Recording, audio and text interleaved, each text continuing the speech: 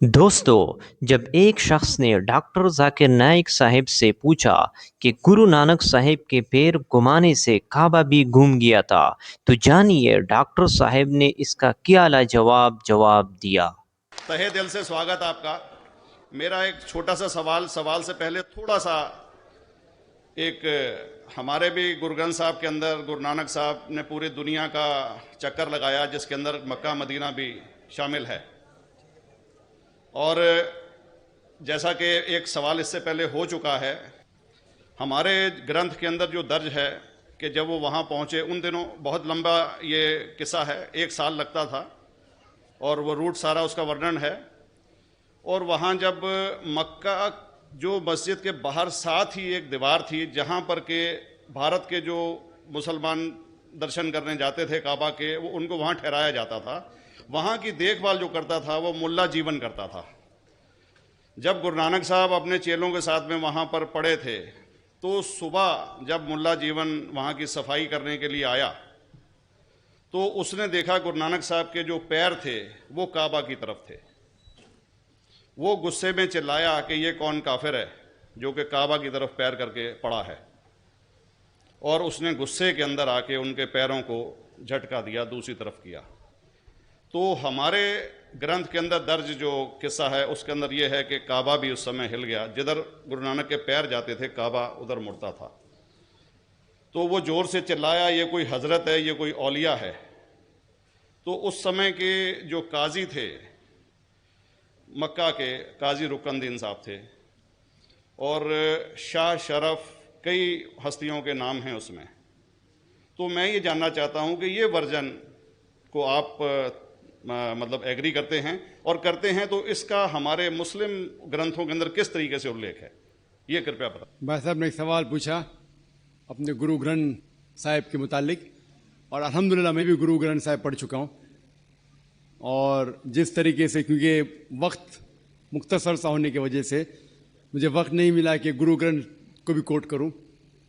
आपका सवाल का जवाब देने के पहले मैं आपसे इजाज़त चाहूँगा कि इवन गुरु ग्रंथ की किताब पढ़ेंगे आप, ग्रंथ जिसे आदि ग्रंथ कहते हैं, और कोई सिख से पूछेंगे कि खुदा का तसव्वुर क्या है, सबसे बेहतरीन जवाब कोई सिख दे सकेगा वो आपको कोट करेंगे जापू जी, जो गुरु ग्रंथ साहिब आदि ग्रंथ के सबसे पहले चैप्टर है, सबसे पहला श्लोक, जिसके कहते हैं जापू जी। इसके मानी है कि God is true, he is only one, he is not begotten and is free from fear and want. क्योंकि मैंने अंग्रेजी में पढ़ा हूं इसलिए मैं अंग्रेजी में उसे कह रहा हूं कि खुदा एक ही है, वो हक है, और वो ना किसी को जना है ना किसी को जनेगा, और वो इमॉर्टल है, ना कभी मर सकता है। और इसको सिखिज्म में जो खुदा को कहते हैं Omkara, in manifest form he is Omkara, and unmanifest form he is एक ओमकारा। और कई इसके एट्रीब्यूट्स है, मिसाल के तौर पे परवरदिगार, अकल, और उसे रहीम कहा गया है, Wahe Guru as one God कहा गया है, और it is strictly against idol worship and avatarvada. भाई साहब का सवाल था कि उनने ग्रंथ में पढ़ा कि गुरु नानक साहब मक्का के, और उनका पैर काबा की तरफ था, और कोई मौलवी ने पैर को हिलाए और काबा हिल गया। क्योंकि ये age of science and technology है, अगर कोई चीज जो किताब हजारों साल पहले लिखी गई है, 10,000 साल या 4,000 साल, तो शायद उसके बारे में हिस्टोरिकल रिकॉर्ड मिलना मुश्किल है। हालांकि इवन जीसस क्राइस्ट के बारे में 2000 साल हिस्टोरिकल रिकॉर्ड है। क्योंकि सिखिज्म जो एकदम नया मजहब है, जितने मजाहिब के मुकाबले हिंदुस्तान में नया है, कुछ सैकड़ों साल पहले 15th सेंचुरी में, toward the end of the 15th century, Guru Nanak साहब जो पंजाब के थे, ये मजहब तो कायम हुआ। हार्डली 400-500 ईयर, 400-500 साल। और अगर ये मान लो, सपोज मिसाल के तौर पे मान लो, मैं क्यों कह रहा हूं कि मैं नहीं चाहता हूं किसी को बुरा लगे, मान लो ये सच है, मान लो अगर 400-500 साल पहले अगर ये होता था कि काबा इधर से उधर हिल जाता था, तो हिस्टोरिकल रिकॉर्ड में बिल्कुल लिखा होता था। और कई हिस्टोरिकल रिकॉर्ड में ये नहीं कि काबा हिला इधर उधर, कई हिस्टोरिकल रिकॉर्ड आप देखेंगे। हिस्ट्री इतनी अल्हम्दुलिल्लाह 800-900 साल पहले, 1000 साल पहले जो मुगल ने किए बिल्कुल लिखा हुआ हिस्टोरिकल रिकॉर्ड में। तो ये कहना कि गुरु नानक साहब वहां गए और काबा हिल गया, ये बिल्कुल साइंस के खिलाफ है, क्योंकि साइंस में कोई भी रिकॉर्ड नहीं है, वहां के देश के रिकॉर्ड में कहीं भी नहीं कि काबा हिला। तो इसलिए हम कहते हैं कि हो सकता है ये गलती से किसने लिखा होगा, न कई किस्से कहानी। ये मैं तस्लीम करता हूं कि गुरु ग्रंथ साहिब में कई चीजें सही है, हक की बात है, लेकिन ये तस्लीम करना कि काबा हिल गया, ये बिल्कुल साइंस के भी खिलाफ है, साइंस के खिलाफ है, और इस्लाम में भी ये नहीं है। लेकिन ये कहना कि कोई गैर मुस्लिम जा सकता है, मुमकिन है, चुपके से कोई गया तो हो सकता है। वो भी जवाब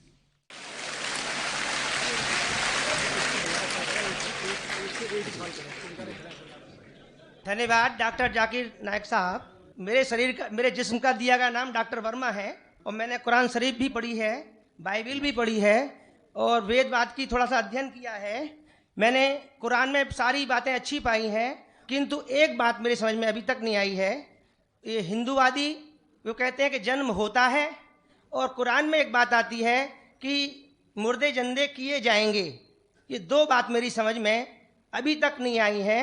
हिंदू तकवा कहता है, उन्हें देखा कि जन्मवाद, कि जन्म होता है, मैंने डिस्कवरी चैनल में भी ये चीज़ें देखी हैं। और दूसरा कि आखिर में कुरान में कि मुर्दे जिंदे किए जाएंगे। मैंने इस बात को बहुत से पूछा है, किंतु मेरे का इस बात का क्लियरिफिकेशन कोई भी मजहब, एक तो जन्मवादी, दूसरा जो जन्म नहीं मानता यानी मुर्दों को जिंदा करता है, समझा नहीं पाया। मैं आपसे प्रार्थना करता हूं कि इस बात को कुरान के माध्यम से और आपके माध्यम से मैं समझने के लिए आपसे गुजारिश कर रहा हूं। धन्यवाद। डॉक्टर साहब ने अच्छा सवाल पूछा है कि उसने कुरान मजीद पढ़ी और सब बात को तस्लीम करते, सिर्फ ये एक या दो बात कि कुरान शरीफ के अंदर मौत आती है, मुर्दे को वापस से जिंदगी दी जाएंगी आखिरत में, उनका जिक्र है। और हिंदू लोग ये मानते हैं कि पुनर्जन्म में, और वो डिस्कवरी चैनल पे देखे कि पुनर्जन्म होता है। अगर आप देखेंगे सबसे ऊंची किताब हिंदू मजहब में वेद, अगर आप पढ़ेंगे पुनर की मानी क्या, पुनर संस्कृत में मतलब नेक्स्ट, अगेन, वापस से, और एक, पुनर के मानी नेक्स्ट। तो पुनर्जन्म मतलब नेक्स्ट जिंदगी और एक जिंदगी। अगर आप कुरान शरीफ पढ़ेंगे, कई आयते हैं कि अल्लाह सुब्हाना व तआला ने आपको जिंदगी दी, पहले आप थे नहीं, फिर जिंदगी दी, इस धरती पे आए, फिर आपको मौत देंगे, फिर आखिरत में उठाया जाएगा। आप जो कर रहे मुर्दों को जान दी जाएंगे आखिरत में, ये हम मानते हैं कि एक बार हम इस धरती पे आते, नेक्स्ट लाइफ इज आखिरत। उसी तरीके से वेद में भी जिक्र है अबाउट पुनर्जन्म, नेक्स्ट लाइफ, सेम हूबहू जिस तरीके से कुरान में लिखा हुआ है। लेकिन आम हिंदू मजहब के जो गुरु है, स्वामी हैं, इन लोग जब ये जानने लगे, एक उनको कठिनाई पेश आई, वो देखने लगे कि कई इंसान जब पैदा होते हैं with congenital defects, heart problem, heart defects, limb problem, कोई अमीर पैदा होता है, कोई गरीब पैदा होता है, तो भगवान ही कैनॉट बी अनजस्ट। भगवान अनजस्ट नहीं हो सकता है कि कोई इंसान को हेल्दी पैदा करता है सेहत के साथ, कोई इंसान को कंजेनाइटल दिल की बीमारी से पैदा करता है, कोई इंसान को अमीर घर में पैदा करता है, कोई इंसान को गरीब घर में। तो भगवान अनजस्ट नहीं हो सकता है, ना इंसाफ नहीं हो सकता। तो ये जो स्वामी लोग हैं, इन लोग ने एक नई चीज निकाली, संस्कारा। हिंदू मजहब में कहते संस्कारा, जो इंग्लिश में कहते हैं cycle of birth and rebirth, transmigration of soul. Angrezi में कहते ट्रांसमाइग्रेशन ऑफ सोल, क्योंकि आप डॉक्टर है, आप जानते होंगे। ट्रांसमाइग्रेशन ऑफ सोल अंग्रेजी में कहते, संस्कृत में कहते संस्कारा, birth death, birth death, birth death. कहीं भी वेद में नहीं लिखा हुआ है कि birth death, birth death, birth death, कहीं भी वेद में नहीं लिखा है। चैलेंज है मेरा, ये इन लोग को मिलता है भगवत गीता के श्लोक से। भगवत गीता का श्लोक चैप्टर नंबर 2 में, वर्स नंबर 22 में, उसमें लिखा हुआ है कि जब कोई शख्स अपने कपड़े निकालता है तो वो नए कपड़े पहन लेता है, उसी तरीके से रूह एक नई जिस्म में जाती है।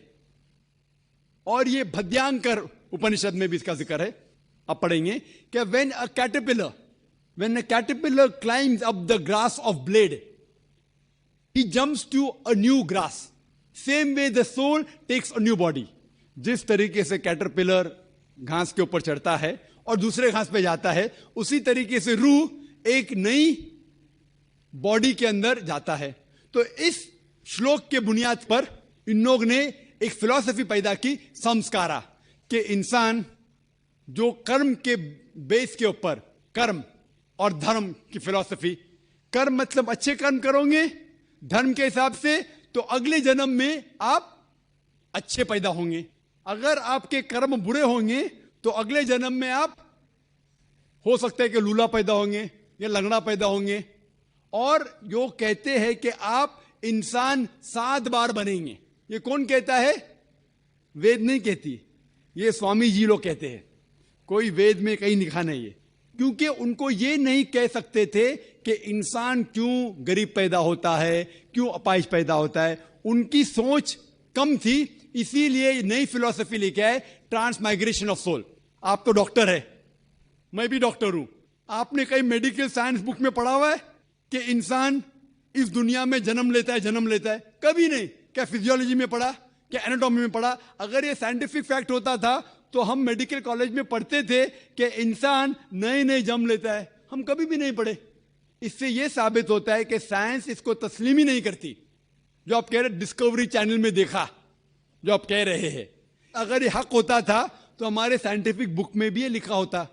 तो ये कहना कि साइंटिफिक प्रूफ है कि हम जन्म लेते हैं, बिल्कुल गलत है। इस्लाम जो इसका जवाब देता है वो है कि इस्लाम तस्लीम करता है कि अल्लाह सुब्हाना व तआला कुछ लोग को अपाहिज पैदा करता है, कुछ लोग को अच्छी सेहत देता है, कुछ को गरीब, कुछ को अमीर। इसकी वजह है कि अल्लाह ताला फरमाते हैं सूरह मुल्क में, सूरा नंबर 67 आयत नंबर 2 में, अल्लज़ी खलक़ल मौत वल हयाता, अल्लाह सुब्हाना व तआला ने मौत और जिंदगी बनाई ताकि आप लोग को जांच सके, आप लोग का इम्तिहान ले सके, आप लोगों में से कुछ लोग अच्छे हैं। ये जांच पड़ताल करने के लिए ये जिंदगी हमारे लिए इम्तिहान है। और अल्लाह ताला फरमाते सूरह अनफाल में, सूरा नंबर 8 आयत नंबर 28 में, कि आपके बच्चे और आपकी जायदाद आपके लिए फितना है। आपकी जायदाद और आपके बच्चे आपके लिए एक टेस्ट है, आपके लिए इम्तिहान है। अल्लाह ताला कुछ लोग को गरीब घर में पैदा करता है, कुछ लोग को अमीर।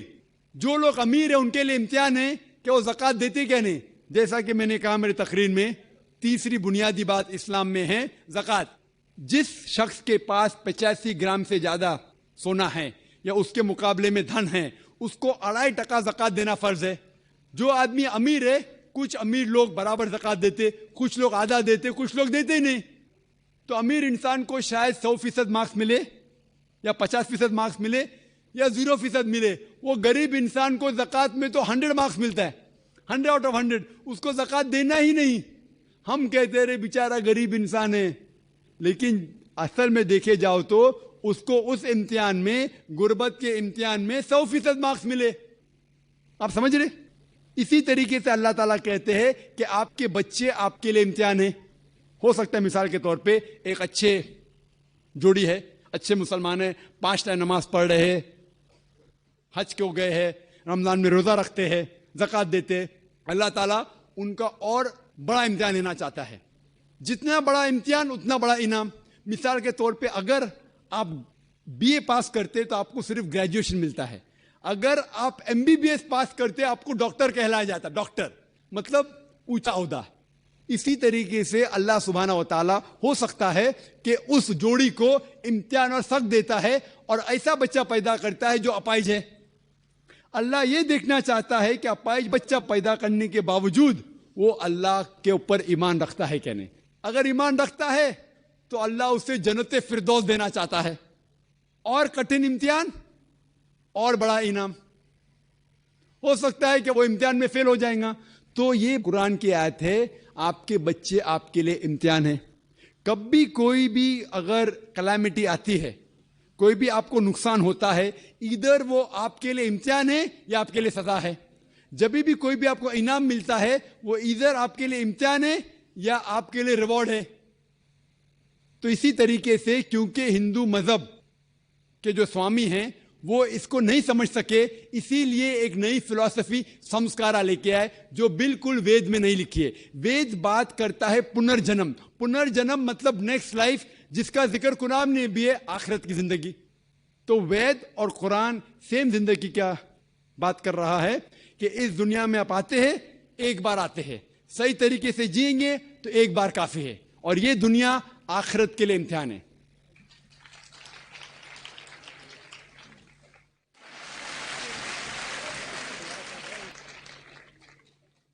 जी हाँ भाई साहब। माई सेल्फ अनुराग जैन और मैं एक स्टूडेंट हूँ। ज़्यादा तो मैं नहीं जानता इस्लाम के बारे में, लेकिन जैसा आपने कहा तो मुझे ऐसा लगता है कि अल्लाह बहुत दयावान है, जो इंसानों पर और हर जीव पर यानी जानवर पर भी बहुत दया करता है। अब मेरा सवाल, मैं आपकी इस बात से बहुत सहमत हूँ कि किसी भी इंसान का कत्ल करना इंसानियत का कत्ल करना है, और मैं ये भी मानता हूँ कि इस्लाम धर्म दया धर्म है और इंसानियत का धर्म है। आपने कहा किसी भी इंसान का कत्ल करना इंसानियत का कत्ल करना है। क्या किसी जीव, किसी जानवर का कत्ल करना कहीं किसी मायने में दया और इंसानियत का कत्ल करना तो नहीं है?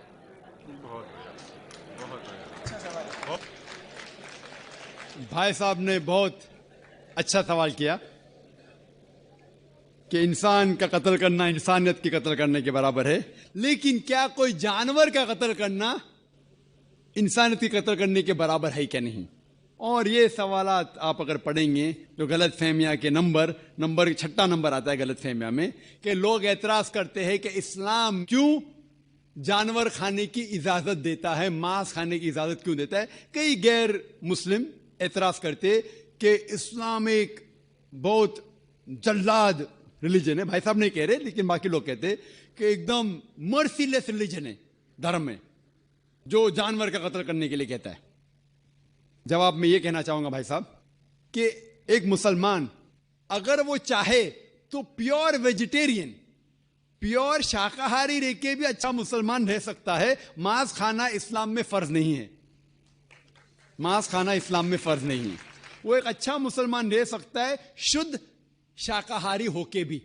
लेकिन बट अल्लाह ताला फरमाते हैं कुरान मजीद में सूरह मायदा में सूरा नंबर 5 आयत नंबर 1 में कि हमने कैटल बनाए, 4 पांव वाले जानवर बनाए जिसको आप खा सकते हैं। सिर्फ वो जानवर जिसके हमने नाम लिए उसको मत खाओ, जो आपके लिए हराम है। उसके अलावा आप सब जानवर खा सकते हैं।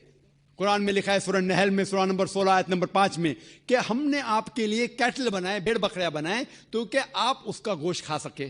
कुरान में जिक्र है सूरह मोमिनीन में सूरा नंबर 23 आयत नंबर 21 में कि आप भेड़ बकरियों के गोश्त खा सकते हैं। और कई आयतें हैं।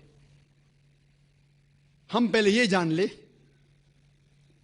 कि मेडिकल साइंस आज ये कहती है कि इंसान के जिस्म में हमको अमाइनो एसिड की जरूरत है, 22 अमाइनो एसिड की जरूरत है। इसमें से 8 अमाइनो एसिड जिस्म में पैदा नहीं होते, बाहर के खाने से लेना लाजिम है। और कोई भी वेजिटेबल फ्रूट, कोई भी घास फूस, कोई भी फल में ये 8 के 8 अमाइनो एसिड है ही नहीं, लेकिन मांस में है और मच्छी में है। हाई लेवल ऑफ प्रोटीन है। High level of protein is present in the meat and in the fish. It is nutritious. Vitamin के है और आयरन भी है। अगर आप देखेंगे, अगर आप तहकीक करेंगे कि जो जानवर जो सिर्फ घास फूस खाते हैं, मिसाल के तौर पे गाय, भेड़, बकरी, उनके दांत को आप देखेंगे, उनके दांत चपटे हैं। हर्बीवोरस सेट ऑफ टीथ, वो सिर्फ घास खा सकते, मांस खा ही नहीं सकते।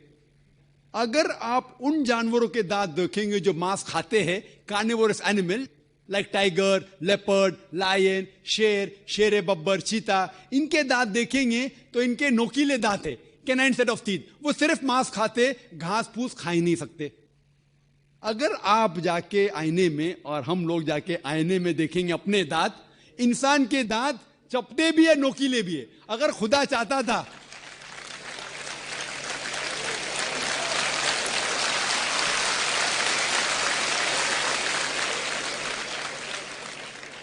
अगर खुदा की ये इच्छा थी कि इंसान सिर्फ घास फूस खाए तो ये नोकीले दांत कैनाइन टीथ क्यों दिए? तो मैं डॉक्टर हूं, मांस खाने के लिए। डाइजेस्टिव सिस्टम जो है हर्बिवरस एनिमल का, गाय बकरी का डाइजेस्टिव सिस्टम, वो सिर्फ घास फूस डाइजेस्ट कर सकता है, हजम कर सकता है, गोश्त को हजम कर ही नहीं सकता है। आप अगर शेर, चीता, शेर बब्बर का डाइजेस्टिव सिस्टम देखेंगे, वो घास फूस हजम कर ही नहीं सकता है, सिर्फ गोश्त हजम कर सकता है। हम इंसानों का डाइजेस्टिव सिस्टम अल्लाह सुब्हाना व तआला ने इस तरीके से बनाया कि घास फूस भी हजम कर सकता है, गोश्त भी। तो हम घास फूस भी खा सकते हैं, गोश्त भी खा सकते हैं। और आप देखेंगे कि बहुत से लोगों को गलत फहमी है कि हिंदू मजहब में, हिंदू धर्म में गोश्त खाना हराम है। यह बिल्कुल गलत फहमी है। अगर आप पढ़ेंगे हिंदू धर्म की किताब, हिंदू धर्म की किताब पढ़ेंगे, मनुस्मृति अध्याय नंबर 5 श्लोका नंबर 30, उसमें लिखा हुआ है कि भगवान ने, खुदा ने कुछ जानवर को खाने के लिए बनाया है और कुछ जानवर को खा जाने के लिए। सम एनिमल्स ही has created to eat and some to be eaten. कुछ खाने के लिए और कुछ खा जाने के लिए। अगर आप उन जानवरों को खाते हैं जो खुदा ने खाने के लिए बनाया है, तो आप कोई गुनाह नहीं करते। मनुस्मृति अध्याय 5 श्लोक का नंबर 30। आगे आप पढ़ेंगे मनुस्मृति अध्याय 5 श्लोक का नंबर 31 में लिखा हुआ है कि अगर आप जानवर का कत्ल करते हैं पूजा के लिए, तो आप कोई गुनाह नहीं कर रहे। आगे पढ़ेंगे मनुस्मृति अध्याय नंबर 5 श्लोका नंबर 39 और 40, उसमें लिखा हुआ है कि खुदा ने सैक्रिफिस्ड एनिमल बनाया है, मतलब खुसूसन कुछ जानवर बनाया है तो कि सैक्रिफाइस की जाए और उसको खा सके। अगर आप उस जानवर का कत्ल करते हैं सैक्रिफाइस के लिए और खाते हैं जो अल्लाह ताला ने, भगवान ने बनाया है, तो आप कोई गुनाह नहीं करते। ऋग्वेद में है कि आप खा सकते हैं। ऋग्वेद में यह भी लिखा है कि आप भैंस खा सकते हैं, आप गाय खा सकते हैं। कितने श्लोक के मैं हवाला दे सकता हूं। अगर आप पढ़ेंगे महाभारत, देखो ऋग्वेद तो बहुत कम हिंदू लोग ने पढ़ा है, लेकिन महाभारत तो आप जानते होंगे, सुना होगा। महाभारत पढ़ेंगे अनुशासन पर्व चैप्टर नंबर 88, उसमें जो पांडव के सबसे बड़े भाई युधिष्ठिर, वो भीष्म से कहते हैं कि हम यज्ञ में, पूजा में क्या चीज देना चाहिए ताकि हमारे बाप दादा, हमारे पुरखों को सहूलत हो, आराम मिले, उन्हें पीस, अमन मिले, दे विल बी सेटिस्फाइड।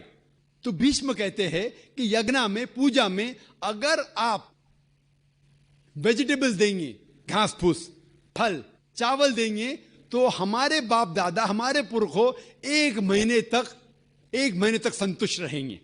कितने महीने तक? 1 महीने तक। अगर आप मच्छी देंगे तो 2 महीना, अगर गोश्त देंगे तो 3 महीना, खरगोश देंगे तो 4 महीना, बकरी देंगे तो 5 महीना, सूअर देंगे तो 6 महीना, अगर परिंदा देंगे तो 7 महीना, हिरन देंगे तो 8 महीना। ये कंटिन्यू होता है, मेन्यू होता है ना, होटल का मेन्यू, उस तरीके से कंटिन्यू होता है। और आगे लिखा गया है अगर आप भैंस देंगे तो 11 महीना, अगर गाय देंगे तो पूरे 1 साल। कौन कहता है? भीष्म कह रहा है युधिष्ठिर से। महाभारत अनुशासन पर्व चैप्टर नंबर 88 मैं हवाला दे रहा हूं। आप ये नहीं कहना चाहिए जाकिर भाई कुछ भी कह रहा है दिमाग से, मैं हवाला दे रहा हूं, ये आपके किताबों में लिखा हुआ है। उसके आगे लिखा हुआ है कि अगर आप राइनोसेरस देंगे, राइनोसेरस, तो हमेशा के लिए संतुष्ट रहेंगे। ऐसे कई चीजें हैं।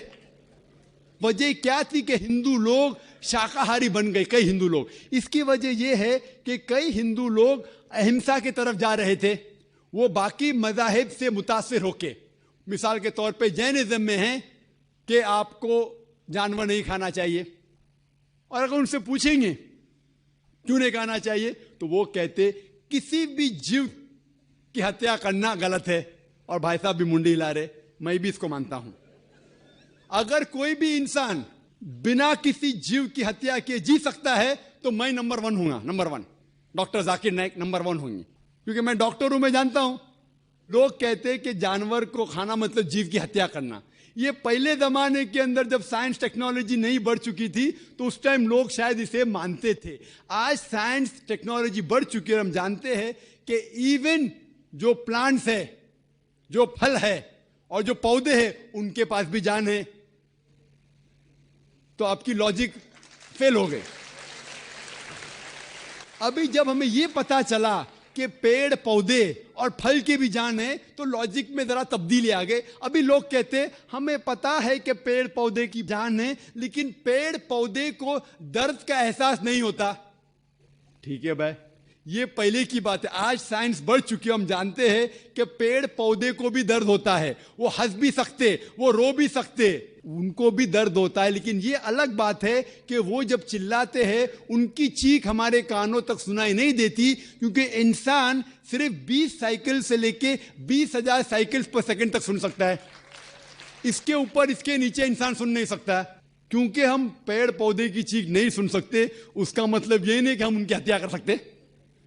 एक शख्स था जो मुझसे बहुत बहस कर रहा था। वो जाकिर भाई, मैं मानता हूं कि पेड़ पौधे की जान है, पेड़ पौधे को दर्द होता है, लेकिन ये जानवर के 5 सेंसेस है, 5 समझ है।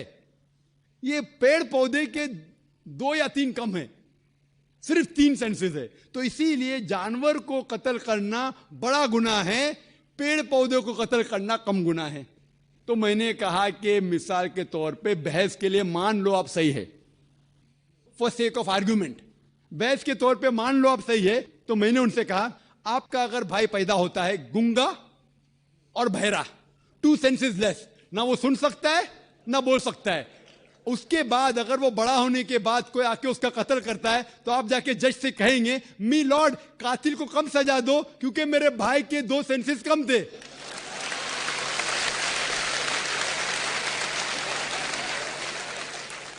आप तो उल्टा ये कहेंगे कि मेरा भाई तो मासूम था, वो गूंगा था, सुन भी नहीं सकता था, बोल भी नहीं सकता था, उसको डबल सजा दो।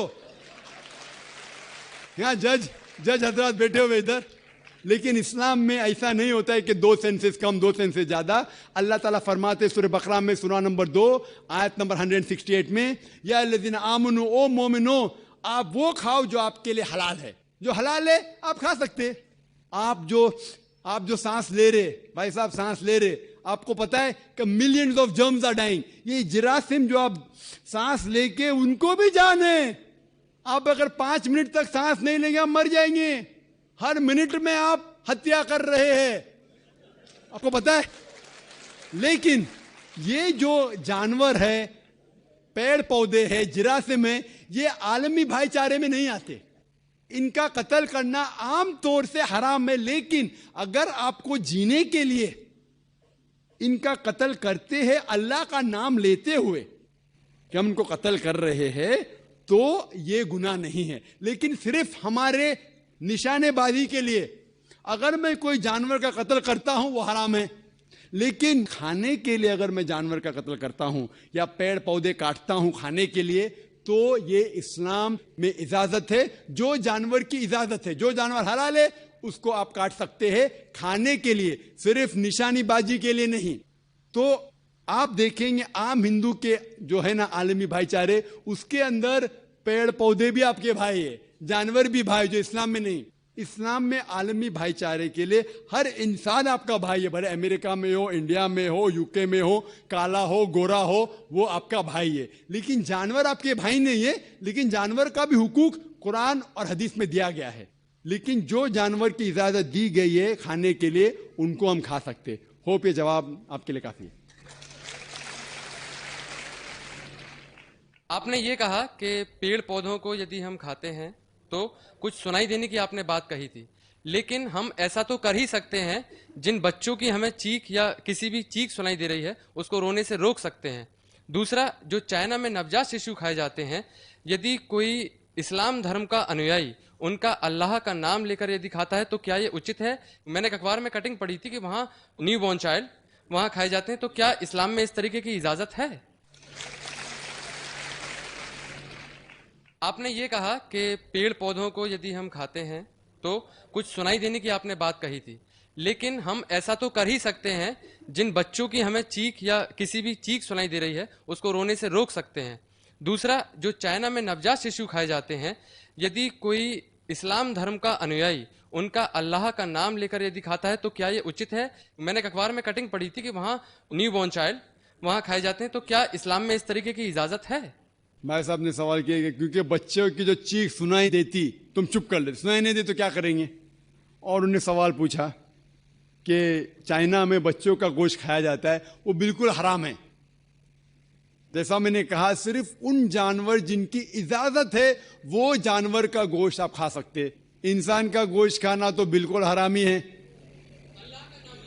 किसका भी नाम लो, किसका भी नाम लो, अल्लाह का नाम लेके सूअर भी खाना हराम है।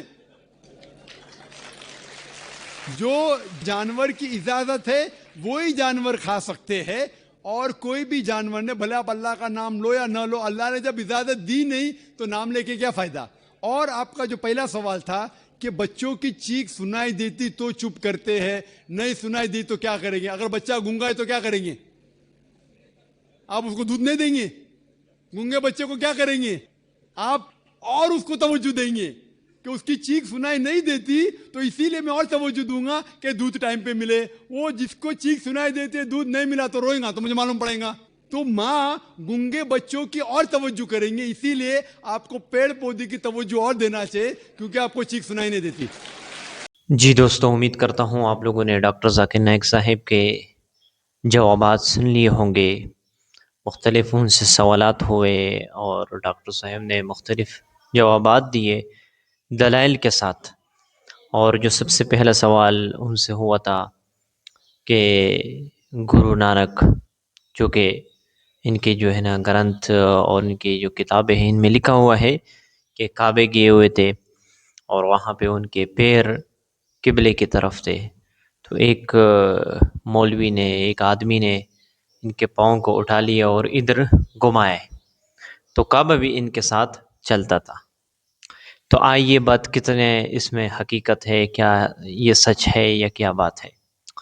देखो, सबसे पहली बात आप ये सुन ले, जैसे कि डॉक्टर साहब ने भी बता दिया कि जब इतना बड़ा वाक़या होता है, काबा एक पूरी दुनिया के एक महवर, यानी बिल्कुल दुनिया के बीच में एक जगह है, और मुसलमान वहाँ पे जाते हैं, तवाफ़ करते हैं, इबादत करते हैं, ठीक है ना। वहाँ पे उनके अच्छे आमाल होते हैं, और एक मुसलमानों का मरजा है जहाँ पे लोग आते हैं, ठीक है ना। पूरी दुनिया से लोग वहाँ पे इकट्ठे होते हैं। तो इतना फेमस जगह और इतना मुसलमानों का एक मशहूर जगह, ठीक है ना, जहाँ पे अम्बिया आते, सहाबा आए हैं, और जब वो एक जगह से हिलती है तो तारीख़ के अंदर उसका कोई ना कोई सबूत होता कि ये बुज़ुर्ग आए थे और उसके पैर वहाँ से जो है ना उठाए गए, और इधर जब उसको घुमाते तो काबा भी इनके साथ जाता। तो इतना बड़ा वाक़या और इतना बड़ा हादसा जब पेश आता है तो तारीख़ में ज़रूर जो है ना उनका सबूत होता, और उन पर किताबें लिखी होती, इनके ऊपर जो है ना वाक़यात, और इनके ऊपर जो है ना तज्ज़िये होते। लेकिन इस तरह जो है ना साइंस में भी इस तरह की बात नहीं है, और ना इस तरह, और जो है ना तारीख़ की किताबों में ये बात लिखी हुई है कि इस तरह वाक़या पेश आया है। तो इससे साबित होता है कि मुमकिन है कि जिसने ये वाक़या लिखा हुआ हो उसने गलती की हो, लिखने में गलती की हो, ठीक है ना। तो ये भी मुमकिन है, ठीक है ना। तो इस तरह का वाक़या पेश नहीं आया है। तो डॉक्टर साहब ने बहुत ही खूबसूरत अंदाज के साथ उन्हें मुतमईन कर दिया कि इस तरह का वाक़या पेश आया है। देखो, औलिया किराम जो है, इनके करामात बिल्कुल हक़ है। जो हकीकी औलिया होते हैं, ठीक है ना, जो अल्लाह पर ईमान ले आते हैं, हुज़ूर सल्लल्लाहु अलैहि वसल्लम को आखिरी नबी मानते हैं, और अल्लाह के अहकामात के मुताबिक ज़िंदगी गुजारते हैं, हुज़ूर सल्लल्लाहु अलैहि वसल्लम के तरीक़े के मुताबिक अपनी ज़िंदगी को गुजारते हैं, उसे वली कहा जाता है। ये अल्लाह का महबूब बंदा होता है। तो कभी कभी इनके ज़रिए से ऐसे वाक़यात भी पेश आ सकते हैं जो आम लोग नहीं कर सकते, ठीक है ना। तो वली के ज़रिए से ये मुमकिन है कि वो उससे ऐसे वाक़या पेश आ जाए जो आम आदमी नहीं कर सकता, ठीक है ना। जिस तरह के सहाबा से भी इस तरह वाक़यात पेश आ चुके हैं। या सारिया अल जबल, एक सहाबी थे, और बहुत दूर थे। इधर से एक सहाबी आवाज़ देते हैं, या सारिया अल जबल, कि सारिया पहाड़ के पीछे ध्यान रखो, वहाँ पे दुश्मन हमला करने वाले हैं। तो ये इतने दूर तक आवाज़ का पहुँचना, ये आम आदमी के बस की बात नहीं है कि कोई आम आदमी जितना ज़ोर से पुकारे, जितना ज़ोर से आवाज़ दे दे, आम आदमी की बात वहाँ तक नहीं पहुँच सकती, ठीक है ना।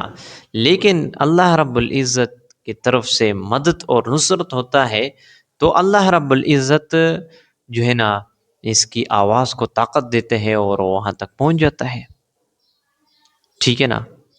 इस तरह और भी बहुत से वाक़यात औलिया किराम से सादिर हो चुके हैं, जो हर की आदत है, यानी आम आदमी नहीं कर सकते, ठीक है ना।